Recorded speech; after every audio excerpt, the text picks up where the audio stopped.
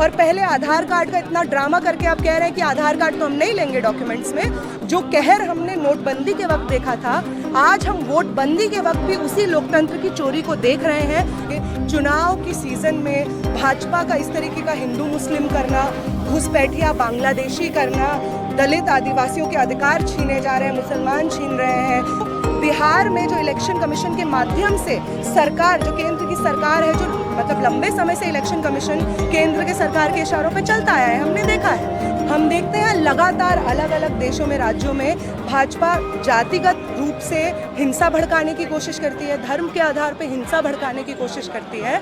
क्या ये भी सारे मुद्दे एक दूसरे से कनेक्टेड हैं? बिल्कुल बिल्कुल, ये सारे मुद्दे एक दूसरे से कनेक्टेड है। हम देखते हैं कि जब वोट का समय आता है तो कोई पॉलिटिकल पार्टी ऐसी नहीं होती है जो अपने भाषणों में ये नहीं कहती है कि हम गरीबी हटा देंगे। सब कहते हैं कि हम गरीबी हटा देंगे। सब चुनाव से पहले घूम घूम करके कहते हैं कि हम गरीबों को 5,000 रुपया देंगे, महिलाओं को 2,000 रुपया देंगे, इतना किलो मुफ्त राशन देंगे, ये तमाम चीज़ें देंगे। लेकिन जैसे ही चुनाव संपन्न हो जाता है तो उसके बाद जितने कानून पास होते हैं वो करोड़पतियों और कॉरपोरेटों के हित में पास होते हैं। तब मजदूरों के साथ में क्या होता है? तब मजदूरों के घरों में बुलडोजर चलाए जाते हैं। हम देखते हैं जैसे ही आप देखिए दिल्ली में गर्मी शुरू होती है, इवन देश भर में जिस तरीके का क्लाइमेट हिंदुस्तान का है, हर साल दर्जनों मजदूर दिल्ली में जो अलग अलग फैक्ट्रियों में आग लगती है उसमें मारे जाते हैं। हम देखते हैं मारुति के मजदूर आज भी इतने लंबे समय बाद उन पे झूठा मुकदमा दर्ज किया गया है, उनको जेलों में बंद किया है, आज भी वो मजबूर हैं कि वो अभी तक प्रोटेस्ट कर रहे हैं मानेसर में जाकर के। तो इन तमाम चीज़ों के खिलाफ ये प्रोटेस्ट हो रहा है। बिहार में जो हमने देखा कि एक इलेक्शन से जस्ट पहले सरकार इलेक्शन कमीशन के तहत एक नया चीज़ सोचा गया है कि वो तमाम मजदूर जो मजबूर हैं कि बिहार छोड़ करके दूसरे राज्यों में जा करके उनको अपना रोजगार ढूंढना पड़े, कामकाज ढूंढना पड़े, आज उन तमाम मजदूरों को बिहार में जो इलेक्शन कमीशन के माध्यम से सरकार, जो केंद्र की सरकार है, जो मतलब लंबे समय से इलेक्शन कमीशन केंद्र के सरकार के इशारों पे चलता आया है, हमने देखा है कि कैसे जो बीजेपी के बैस्टियंस हैं, जहाँ पे बीजेपी जीतता है, वहाँ पे वोटर्स का संख्या बढ़ता जाता है, और वहाँ पे जहाँ पे ऑपोजिशन की पॉलिटिकल पार्टीज मजबूत हैं, वहाँ पे हम देखते हैं कि कटौती हो रही है वोटर रोल्स में। हम देख रहे हैं कि मुसलमान बस्तियों में से कटौती हो रही है। हम देख रहे हैं जहाँ जहाँ पे बुलडोजर चल रहा है उनको पूछा जा रहा है कि आप क्यों वोट देंगे, आपका क्या अधिकार है, उनको स्ट्राइक ऑफ किया जा रहा है वोटर रोल से। तो आज जो बिहार में हम देख रहे हैं लगभग 4 करोड़ के आसपास जो वर्कर्स हैं वो बिहार से जा करके देश भर में अलग अलग राज्यों में जा करके काम करते हैं। न सिर्फ बिहार की बल्कि पूरे देश की जो अर्थव्यवस्था है उसके रीढ़ की हड्डी मजदूर हैं, बिहार के मजदूर हैं। और आज जब उनको बिहार में ही जब चुनाव हो रहा है, जो एक मूलभूत किसी भी लोकतंत्र में जनता के हर एक व्यक्ति के एक वोट का अधिकार है, ये यूनिवर्सल एडल्ट फ्रेंचाइज के तहत हमें कॉन्स्टिट्यूशन में गारंटी दी है, हमारा फंडामेंटल राइट है।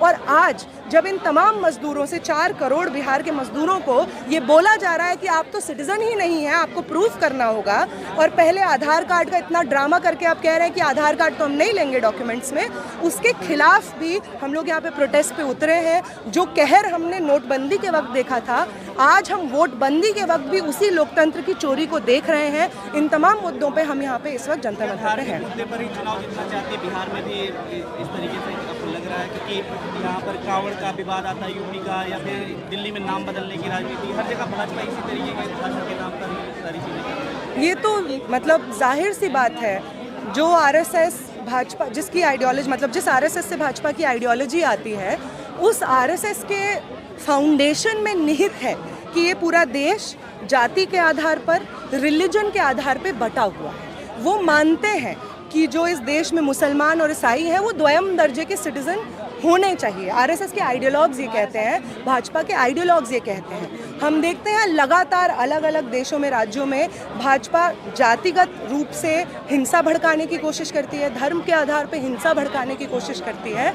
और जब चुनाव आता है उससे पहले ही हम देखते हैं कि हेट के इंसिडेंसेस, हेट स्पीच के इंसिडेंसेस, धर्म संसद जिसमें सिर्फ मुसलमानों के खिलाफ नफरत की बात होती है, ऐसी बातें होती है, संविधान बदलने की बात की जाती है, बार बार मनुस्मृति को इस्तेमाल किया जाता है, मनुस्मृति को आगे रखा जाता है ये बोलने के लिए कि हम संविधान बदल देंगे, आप हमें 400 पार तो कराइए।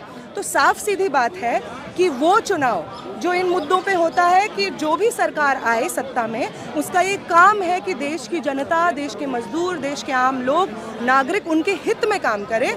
अब उस इलेक्शन को जीतने के लिए धर्म, जाति, ये तमाम चीज़ों को माध्यम बनाया जाए। एक तरफ तो बीजेपी और राजनीतिक पार्टियां जो चुनावों के लिए उतर चुकी हैं बिहार में, तो वहीं दूसरी तरफ अगर हम देखें तो जो ये धर्म गुरु है, ये सो कॉल्ड में आपको कहते हैं धर्म गुरु, बाबा बागेश्वर का बयान आपने सुना होगा कि हिंदू राष्ट्र बनेगा और भगवाए हिंद बनाया जाएगा और पहला राज्य जो होगा वो बिहार बनेगा। तो ये कौन सी तैयारी है? अब क्या बोले, भाजपा के, अगर हम लोग भाजपा का हिस्ट्री का रिकॉर्ड देखते हैं, पिछली बार झारखंड में मैं थी जब लोकसभा चुनाव चल रहे थे, तो हम देखते हैं कि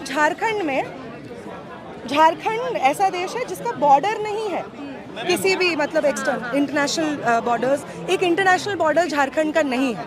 लेकिन झारखंड में भी हेमंता बिस्वा शर्मा को बुलाया जाता है, अमित शाह को बुलाया जाता है और वो साफ सीधे रूप से ये कहते हैं कि आदिवासियों को खतरा है, आदिवासियों को माओइस्टों से खतरा है, नक्सलियों से खतरा है और आदिवासियों के अधिकार, जो इमिग्रेंट्स हैं, जो बाकी रेफ्यूजीज आ रहे हैं बांग्लादेश तमाम जगहों से, वो उनका मूलभूत अधिकार छीन रहे हैं झारखंड में।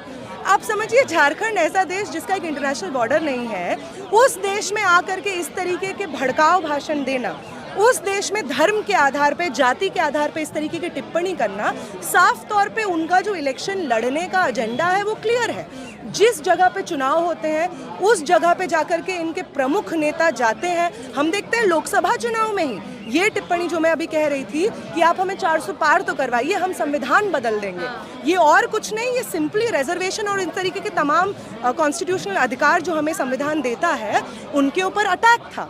हम देखते हैं कैसे एकदम चुनाव से पहले, जस्ट पहले, जब बिहार में कास्ट सेंसस होता है, बिहार में लोग जाते हैं और कहते हैं कि आप पूरे देश भर में कास्ट सेंसस कराइए, तो भाजपा इसका बहुत बड़े पैमाने पे विरोध करता है। लेकिन फिर जब बिहार की सरकार कास्ट सेंसस करवाती है और वहाँ पे वो डेटा रिलीज होता है जिसमें साफ सामने आता है कि कितना डिस्प्रपोर्शनेट रूप से जो पिछड़े वर्ग से, पिछड़े जाति से आने वाले लोग हैं, उनका low paying incomes, informal sector में रिप्रेजेंटेशन है और जो हाई पेइंग जॉब्स है वहाँ पे किस तरीके से तथाकथित अपर कास्ट के लोग बैठे हुए हैं, ये चीज़ रिवील होती है और ये डिमांड आती है कि जो 50% कैप है रिजर्वेशन पे वो तोड़ा जाए और 65% उसको किया जाए। उसके बाद सरकार मजबूर होती है कि कास्ट सेंसस को एक जुमले की तरह इस्तेमाल करें। तब से हम देख रहे हैं कि ये चीज़ इस्तेमाल हो रही है। महिलाओं का जो रिजर्वेशन की बात लंबे समय से की जा रही थी, तब भाजपा भी पार्लियामेंट में वोट करती थी कि नहीं होना चाहिए विमेन का रिप्रेजेंटेशन, रिजर्वेशन उनके लिए। लेकिन अब जब वो सरकार में है तो उनका वोट पाने के लिए आप इस पर भी मतलब हामी भर देते हैं।